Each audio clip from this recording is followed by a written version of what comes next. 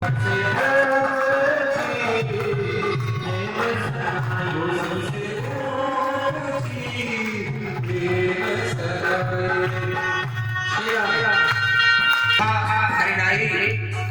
कथा श्रवण करने लगा और उधर राजा का सेवा करने का समय आ गया, लेकिन वो भक्ति भाव में कथा में इतना मग्न हो गया उसको भूल गया कि हमें राजा की सेवा भी करने जाना है।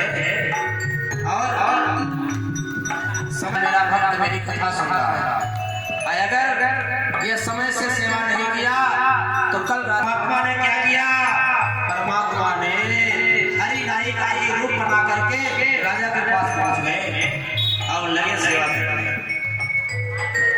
समय पर पहुंच गए भगवान और राजा की सेवा करने लगे। समय बीत गया और भगवान सेवा करके चले गए। इधर जो वास्तविक हरि नाई का जैसे ही कथा समाप्त हुई, प्रसाद लिया, अब उसको ध्यान आया, अरे अरे आज तो मुझसे बहुत बड़ी गलती हो गई, हमने राजा की सेवा से वंचित हो गए, अब राजा मुझे दंड देगा, अब क्या करूं। बेचारा पश्चाताप करते डरते डरते राजा पहुंच गए। हे प्रभु मुझे रक्षा करिए। राजा ने कहा क्या हुआ, बोले मुझसे बहुत बड़ा अपराध हुआ। राजा कहते हैं अरे राजा बेटा आज जितना तूने सेवा किया इतना तो कभी तूने सेवा नहीं किया, आज तो तुम बहुत अच्छा सेवा किया, क्यों अपनी गलती क्षमा मांग। हम तो आज आए ही नहीं, हम तो कथा में बैठे रह गए, आपकी सेवा करने नहीं पहुंचे। राजा ने कहा अगर आप नहीं आए, तुम नहीं आए तो फिर आया कौन।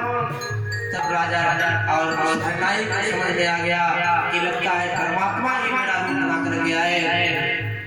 उस राजा का जो अंतःकरण था वह खुल गया और समझ गए कि भगवान ने ही आकर के मेरी सेवा, और उस दिन से उस हरनाई को मुक्त कर दिया और उस दिन से राजा भगवान का भजन करने लगा। तो प्रेम में भगवान क्या ध्यान दिलाते, नौकर तक बनने वाले तैयार है।